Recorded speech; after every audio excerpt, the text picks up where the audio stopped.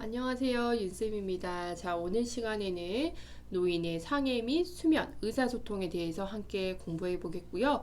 교과서는 202페이지에서 207페이지에 해당되는 내용입니다. 자, 첫 번째 내용은 현재 이제 낙상이 나와 있고요. 낙상이라는 거는 넘어지거나 떨어져서 몸을 다치는 것을 이야기를 해요. 그래서 낙상은 넘어지거나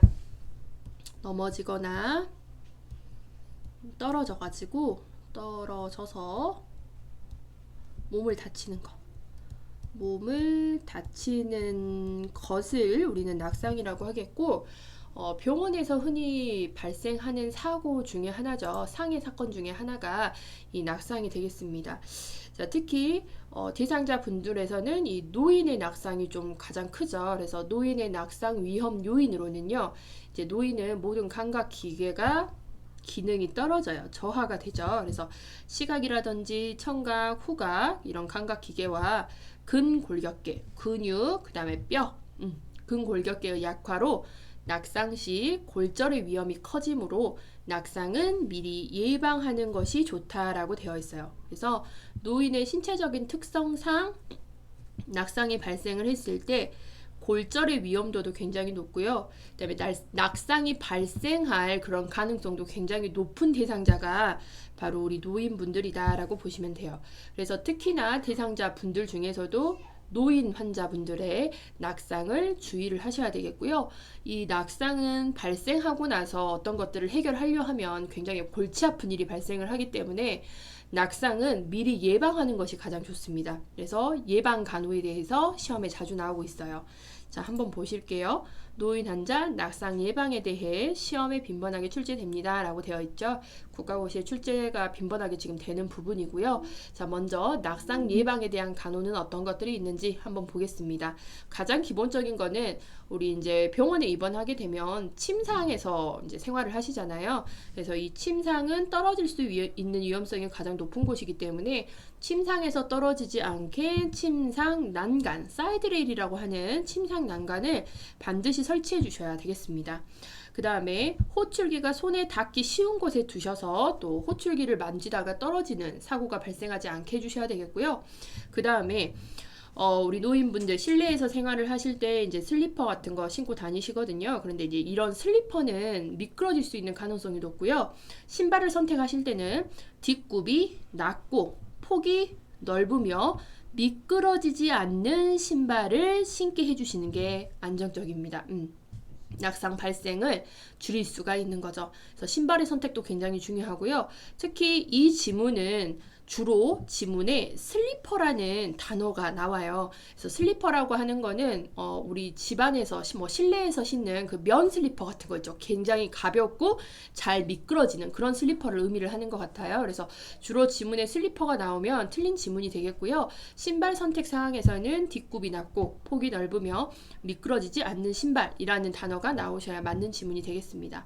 자, 그 다음에 우리 노인분들은요, 체위를 변경을 하실 때도 천천히 움직여 주시는 게 좋아요. 그래서 앉거나 일어설 때, 체위를 변경할 때 천천히 움직이셔야 돼요. 자, 이유는 기립성 저혈압 같은 것들이 발생을 해서 순간 어지러움증으로 인해서 또 쓰러지거나 낙상이 발생을 할 수도 있겠고요.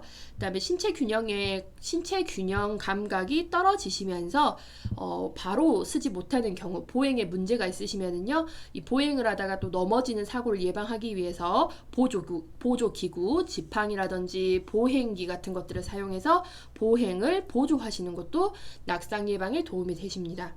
자, 그다음에 어두운 실내 조명을 개선하셔야 되겠죠. 노인분들은 굉장히 눈이 어두침침해진다, 어두침침하다, 침침하다라는 표현을 굉장히 잘 쓰세요. 그래서 밝은 환경을 또 좋아하시고요. 어두운 환경에서는 넘어질 수 있는 가능성이 더 높아지시기 때문에 어두운 실내 조명을 개선해서 특히 이제 야간에는 다 소등을 하기보다는 이제 조그만 야간등 같은 것들을 켜두는 거, 이런 것들이 또 낙상 예방을 할 수 있는 방법 중에 하나라고 보시면 되겠습니다. 그 다음에 실내 장애물을 치워주셔야 돼요. 특히 이제 문턱, 요새는 뭐 건물 안이라든지 뭐 가정이라든지 문턱을 없애는 경우가 굉장히 많은데 아직까지 옛날 집에는 문턱이 존재하는 경우가 있죠. 근데 이런 문턱에 걸려서도 넘어질 수가 있겠고요. 그 다음에 이제 정리되지 않은 전선에도 걸려서 넘어지는 경우가 있겠고, 바닥에 엎드려진 물을 밟아서 미끄러진다든지, 방이나 마루에 어떤 걸레도 밟고 미끄러질 수도 있겠고, 아이들이 가지고 놀던 장난감 이런 것들에 의해서도 미끄러져서 낙상이 발생할 수도 있기 때문에 실내에 이렇게 어지럽게 널려 있는 장애물은 치워주시는 게 좋겠죠. 발에 걸리는 게 없게 만들어 주시는 게 좋습니다. 자, 그 다음에 이제 손잡이라든지 미끄럼 방지 매트 등을 설치를 하셔가지고 노인분들이 이렇게 잡고 지탱할 수 있는 보조기구를 만들어 주시는 게 좋겠죠. 그래서 손잡이, 미끄럼 방지 매트. 그래서 뭐 손잡이 같은 경우에는 우리 뭐 병원 같은 데 보면은요, 벽면에 보면 이렇게 손잡이가 다 달려 있어요. 안전바처럼 이렇게 다 달려 있고요. 요새는 화장실도 잘 되어 있어서 화장실 안에도 안전바, 손잡이라는 게 이렇게 달려 있죠. 그래서 화장실에 손잡이를 만들어 둔다든지 화장실 바닥, 욕조에 미끄럼 방지 매트를 사용을 해서 이 낙상을 또 예방할 수가 있겠습니다. 특히 미끄럼 방지 매트, 특히 화장실에서 잘 미끄러지세요. 타일에 물기가 있으면 미끄러지기 좋은 환경이기 때문에 특히 욕조라든지 그 화장실 바닥에다가는 미끄럼 방지 매트를 깔아줘서 낙상 예방에 또 도움을 줄 수가 있겠죠. 그 다음에 이제 우리가 집안에서 사용하는 카페트 같은 거 있잖아요. 카페트 같은 경우는 잘 고정을 해주지 않으면 이렇게 밀린다고 해야 되나요? 밀리면서 또 이거를 밟고 미끄러지실 수가 있어요. 그래서 카페트가 있으면은 이 카페트 가장자리를 테이프로 이렇게 고정해서 바닥에 붙여서 고정하는 이런 것들을 사용을 해서 또 낙상 예방을 하실 수가 있겠고, 그 다음에 근력 강화를 위한 운동을 해주시는 것도 도움이 돼요. 그래서 근력 강화를 하는 운동을 해주면 근골격계의 약화를 막고 뼈가 튼튼해지고 근육이 붙으면서 다칠 수 있는 위험성이라든지 뼈가 골절될 수 있는 위험성이 낮아지는 거죠. 그래서 근골격계의 약화를 막음으로써 낙상 예방 효과가 있기 때문에 어르신들에게 적절한 근력 강화 운동도 낙상 예방의 한 방법이다 라고 보시면 되겠어요. 그 다음에 어르신분들은 이제 중심을 잡는 그런 기능들이 떨어지셔가지고 평행을 유지하기 힘드시잖아요. 중심을 잡기 힘드시잖아요. 그렇기 때문에 옷을 서서 입을 때도 낙상이 발생을 할 수 있기 때문에 옷은 서서 입지 않고 앉아서 입을 수 있게 해주셔야 되겠고, 그 다음에 휠체어, 병원 침대에는 바퀴라는 게 달려있죠. 그래서 이 휠체어, 병원 침대 높이를 조절하고요. 그 다음에 이 바퀴가 잠금 장치가 되어 있어야 돼요. 잠금 장치를 확인하셔야 되겠습니다. 사용하지 않을 때는 이 휠체어라든지 병원 침대의 잠금 장치를 항상 잠궈 주시고 이거에 걸려서 또 넘어지지 않게 해주셔야 되겠죠. 그래서 특히 이제 휠체어, 병원 침대 높이 같은 경우는 조절을 하는데 낮으면 낮을수록 좋습니다. 낮을수록 예방 효과가 있다라고 되어 있고, 그 다음에 보시면 우리가 화장실을 가는 경우에 이렇게 잘 넘어지세요. 화장실에서 낙상 사고가 정말 많이 발생을 하거든요. 그래서 규칙적인 배뇨 시간을 정해놓고 화장실 갈 때 돕는 것도 굉장히 중요한 낙상 예방 방법이 되겠습니다. 그 다음에 식사 시 의자는 등받이가 있고 팔걸이가 있는 것을 사용해서 안정감을 주고요. 식사를 하다가 또 의자에서 떨어지는 이 낙상 사고를 예방을 할 수가 있죠. 자, 그 다음에 수면에 대해서 한번 보겠습니다. 자, 2번 수면. 자, 노인들은 수면을 치료하는데 굉장히 어려움을 겪어요. 그래서 노인들 수면 패턴을 보시면 그 일일 드라마 같은 거 여러분 아세요? 한 7시, 8시쯤 되면 하는 그 일일 드라마. 일일 드라마를 보시다가도 코를 골고 주무시는 경우가 굉장히 많아요. 그래서 초저녁잠이 많아진다라고 이야기를 하잖아요. 초저녁잠을 주무셔가지고 한 새벽 4시 정도 되시면 일어나셔서 막 돌아다니시잖아요. 그만큼 노인들은요, 수면을 취하는데 어려움을 겪게 됩니다. 잠을 주무셔도 깊은 잠을 잘 못 자요. 이유는 논렘이라는 수면이 있어요. 논렘이라는 수면, 이 수면이 어떤 수면이냐면 우리가 쉽게 말하면 꿈도 꾸지 않고 푹 잤다라고 하는 수면 있죠. 정말 나 푹 잤어 라고 했을 때는 우리가 이 논렘의 단계가 굉장히 길었던 거예요. 그래서 우리 노인들이 수면을 취하는데 이제 어려움을 겪게 되는 이유가 나이가 들므로써 논렘이라는 꿈꾸지 않고 자는 푹 자는 수면이 감소됩니다. 이 논렘의 단계가 감소가 되면서 수면의 질이 떨어져요. 수면의 질이 떨어지게 되기 때문에 노인분들은 숙면을 취하기 힘들고 수면의 질이 떨어져서 굉장히 피곤감을 호소하기도 해요. 그래서 이런 이유에 대해서도 좀 잘 알아주세요. 우리가 수면은 렘과 논렘이 있다라고 배우셨고요. 특히 이 논렘의 주기가 감소를 보이기 때문에 노인분들은 숙면을 취하는데 어려움을 겪는다라고 했었습니다. 자, 수면장애 예방법에 대해 시험 문제에 자주 출제가 되죠. 또 이것도 예방법입니다. 수면 장애가 있으신 노인분들에 대해 뭐 간호 방법, 예방 방법으로 옳은 것은, 틀린 것은 이런 식의 문제가 출제가 되고요. 자, 먼저 보실게요. 규칙적인 생활을 하는 게 굉장히 좋아요. 그래서 아침 기상 시간을 일정하게 유지하고 수면 시간이 부족하여도 정해진 기상 시간에 일어나도록 하셔야 돼요. 그래서 규칙적인 생활. 그다음에 이제 저녁 시간에 잠이 부족하게 되면 낮잠이 오기 마련인데 우리 젊은 사람들 같은 경우도 낮잠을 길게 자고 나면 저녁잠 자기가 굉장히 힘들잖아요. 근데 노인분들은 이런 부분이 더욱더 이제 곤욕스럽습니다. 그래서 웬만하면은 낮잠을 피해 주시고요. 낮잠을 피해 주시고 낮 시간 동안 활동을 조금 권장을 해 주시는 게 좋아요. 그래서 낮 시간에 운동, 일상생활 활동을 격려를 해주시는 게 좋겠고, 그 다음에 3번에 보시면 잠자기 전에 운동을 하면 우리가 더 푹 잘 수 있다라고 알고 있으세요. 그런데 그건 잘못된 상식이시고요. 잠자기 전에 운동은 오히려 신경의 흥분을 유발하기 때문에 숙면을 방해합니다. 그래서 특히 우리 노인분들 같은 경우에는 잠자기 전에 운동은 삼가해 주셔야 된다라고 보시면 되겠어요. 자, 그 다음에 이제 카페인. 대표적인 이제 카페인이 커피. 그 다음에 이제 차 종류로는 녹차, 홍차. 이런 차들은요, 카페인 성분이 굉장히 많아서 또 수면의 질을 낮추고 수면을 방해를 합니다. 그 다음에 알코올, 술, 담배를 제한하셔야 되겠죠. 뭐 카페인, 알코올, 담배 얘네들은 다 수면을 방해한다라고 보시면 돼요.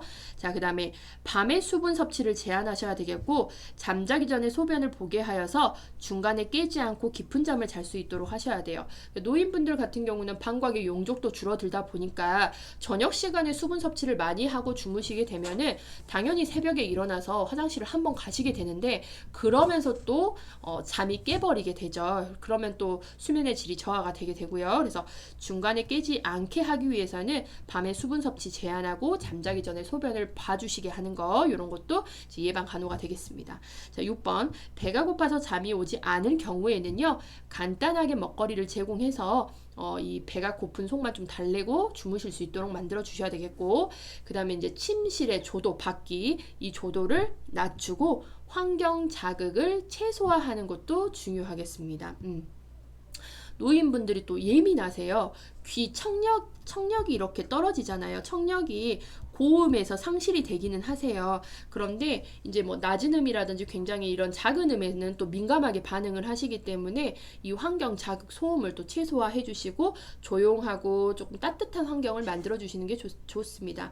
자, 그 다음에 릴렉스 하기 위해서 이완하기 위해서 등 마사지라든지 명상이라든지 이완 요법을 시행해서 릴렉스하게 몸이 좀 긴장이 풀어지게 해서 수면을 청하시는 방법도 수면 장애를 예방하는 방법이 되겠습니다. 자, 그 다음에 이제 보시면 노인과의 의사소통이 나와 있습니다. 자, 의사소통에 보시면 노인의 의사소통은요, 청각 기능이 저하가 되죠. 청각, 듣는 부분, 듣는 감각이 저하가 되는데 특히 노인성 난청은 고음에 대한 고음 감지에 대한 장애가 발생을 해요. 보통 우리가 잘못 알고 있는 상식으로는 노인은 귀가 안 좋아진다. 그래서 대화를 할 때 보통 어떻게 하죠? 할머니, 할아버지, 환자분 이런 식으로 굉장히 높은 음으로 대화를 하려고 하거든요. 마치 싸우는 것처럼. 그러니까 일반적인 상식에서는 귀가 잘 안 들리니까 큰 소리로 대화를 하면 되겠지라고 생각을 하는데요. 노인의 난청의 특징 중에 하나가요. 고음에서의 장애가 옵니다. 그러니까 고음으로 말하면 듣지를 못하는 거죠. 고음에서의 장애가 먼저 시작되고 그 뒤로 중, 저, 이런 식으로 그런 감지 장애가 서서 이렇게 오는데 가장 먼저 장애가 오는 것은 고음에서의 장애이기 때문에 아무리 우리가 큰 소리로 이야기를 해봤자 듣지를 못한다는 거죠. 그래서 잘못된 상식 중에 하나입니다. 노인에게 큰 소리로 말하면 알아듣는다는 잘못된 상식이고요. 노인에게서 이런 청각 기능의 장애가 오게 되면은 고음으로 이야기하시는 거는 도움이 되지 않아요. 오히려 말하는 저희의 목만 아프죠. 중음, 또는 저음, 중저음으로 해서 장애가 나타나며 중음, 저음까지 상실을 해요. 그래서 처음에는 이제 고음에 대한 그런 장애가 나타나기 때문에 대화를 하실 때는 대화 시 저음으로 대화를 하셔야 되겠습니다. 대화 시 저음, 노인성 난청은 고음 장애로부터 나타나기 때문에 저음을 사용해서 자음, 기역, 니은, 디귿 있죠? 자음을 분명히 발음하고 천천히 또박또박 말하며 몸짓, 바디랭귀지를 얘기를 하죠. 머리를 끄덕거리는 반응이라든지 손뼉을 친다든지 이런 반응, 눈짓이라든지 이런 것들 있죠. 그래서 몸짓이나 머리를 끄덕이며 반응하는 이런 것들은 이제 몸짓을 사용해서 하는 거, 언어가 아닌 다른 것들로 이제 언어 표현을 하는 거를 비언어적 의사소통이라고 하는데요. 몸짓이나 얼굴 표정 등으로 전달을 돕는 것도 의사소통 방법 중에 하나겠습니다. 그래서 가장 중요한 부분은 노인과의 대화 시 저음으로 이렇게 대화한다. 저음으로 대화하고 또박또박 천천히 말한다. 요거를 좀 잘 알고 계시면 되겠어요. 흔히 이제 하는 실수가 대화 시 고음으로 대화한다 라고 보통 일반 상식으로 다 알고 계세요. 근데 그거는 잘못된 상식이고 우리는 이제 배운 사람이잖아요. 배운 사람이기 때문에 노인성 난청은 어디서의 문제가 오는 거다? 고음에서의 문제가 오는 거기 때문에 우리가 아무리 고음으로 이야기를 해봤자 노인분들은 알아들을 수가 없어요. 그렇기 때문에 대화 시 저음으로 대화를 해야 알아들을 수 있다라고 보시면 되겠습니다. 자, 그 다음에 노인과 대화를 할 때는요, 가까이 앉아서 자주 눈을 마주치면서 이야기를 하셔야 돼요. 노인 시야 내에 위치해서 이야기를 하시면 노인분들은 또 저희의 상대방의 입모양을 보고도 유추해내서 맞힐 수가, 그러니까 이야기를 하시기도 하거든요. 그래서 눈을 마주치고 가까이 앉아가지고 노인 시야 내에서 위치하면서 의사소통하는 방법도 굉장히 좋은 방법이죠. 자, 그 다음에 우리가 의사소통 방법에서 정말 중요한 게 경청이에요. 남의 이야기를 잘 들어주는 거. 경청을 함으로써, 잘 들어줌으로써 신뢰감을 얻을 수가 있습니다. 노인분들에게 신뢰감. 근데 이거는 노인분들만 아니라요. 내가 상대하는 모든 사람들, 뭐 친구도 그렇고, 그 다음에 뭐 남편이라든지 나의 가족이라든지 대화를 할 때는 항상 이 경청 끝까지 잘 들어주시는 게 굉장히 중요해요. 그래서 우리가 국민 MC라고 하는 유재석 님이 있으시잖아요. 유재석 님 같은 경우는 그 MC 프로그램 같은 거 한번 보면은 굉장히 남의 말을 끝까지 잘 들어주시는 걸 볼 수가 있어요. 그래서 상대방이 본인에게 신뢰감을 형성할 수 있게 딱 그렇게 만드시더라고요. 그래서 경청하는 것들은요 굉장히 중요합니다. 그러니까 노인뿐만 아니라 우리가 일상생활에서 적용할 수 있는 거예요. 남의 말을 끝까지 잘 들어주는 사람이 대인관계도 굉장히 좋아요. 그래서 경청하면서 신뢰감을 조성하는 이 의사소통 방법이 굉장히 중요합니다. 자, 그 다음에 질문을 한 다음에 생각하고 대답할 시간을 충분히 주셔야 돼요. 노인분들은 인지기능이 떨어지시잖아요. 그 다음에 어떤 것들을 좀 바로바로 즉각 반응을 할 수 없는 상황이기 때문에 질문을 한 다음에는 우리 노인분들이 충분히 생각하고 대답할 시간을 주셔야 돼요. 막 재촉을 하거나 그러시면 안 되겠죠. 자, 그 다음에 5번에 보시면 소음이 없는 곳에서 대화하도록 합니다. 이거는 뭐 저희도 그렇잖아요. 대화를 할 때 주변이 굉장히 시끄러우면 제대로 대화가 안 되듯이 뭐 노인도 마찬가지죠. 소음이 없는 곳에서 대화하도록 하셔야 되겠고 뭐 이런 거는 기본 상식이죠, 여러분. 자, 6번에 시각장애 노인과 의사소통 시에는 사물의 위치를 시계 방향으로 설명하셔야 돼요. 시각장애 노인. 눈이 보이지 않으신 분들 있죠. 눈이 보이지 않는 우리 노인분과 대화를 할 때 특히 이제 병원에 입원을 하셨어요. 그러면 병원 환경에 대해서 설명을 해주죠. 여기에는 무엇이 있고 저기에는 무엇이 있고 여기는 그렇습니다. 라고 하면서 병원 위치라든지 병실의 환경에 대해서 저희가 설명을 해주는데 눈이 안 보이신 분들은요. 여기에는 이게 있고 여기는 이게 있어요. 막 하면서 우후죽순 설명하시면 눈도 잘 안 보이시는데 이해를 할 수가 없겠죠. 눈도 안 보이는 데다가. 그렇기 때문에 이제 시각에 장애가 있으신 분들은 반드시 사물의 위치를 시계 방향으로 설명을 하셔야 돼요. 시계 방향, 순서 있게. 시계 방향으로 설명을 하셔서 이분들이 이해가 잘 될 수 있도록 해주셔야 되겠고, 병실에 들어왔음을 알리고 자기소개를 해야 되겠습니다. 그래서 시각장애 노인의 병실에 들어갈 때는 반드시 병실 문에 노크, 놓고 하셔야 되겠고요. 그리고 저는 간호조무사 누구누구입니다. 어떤 일 때문에 지금 병실을 방문했습니다. 라는 것들을 안내를 하셔야 이런 분들이 깜짝깜짝 놀라거나 그럴 일이 발생하지 않겠죠. 자, 그 다음에 이거 기본적인 매너라고 보시면 돼요. 시각장애 있는 노인분들에 대해서 시계 방향 설명하고 병실 들어왔음을 알리는 거, 이런 건 기본적인 매너라고 보시면 되겠고요. 우리는 그들의 특징을 이해하고 간호를 적용을 하셔야 되겠죠. 그 다음에 7번에 보시면 주의력에 장애가 있는 대상자에게는 집중을 잘 못하세요. 주의력에 장애가 있는 대상자들은.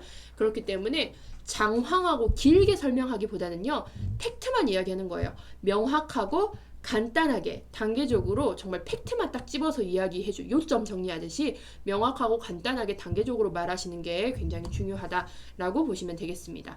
자, 그래서 설명은 여기까지 해서 종료하고요. 다음 영상에서 관련된 문제풀이 해드리겠습니다. 수고하셨습니다.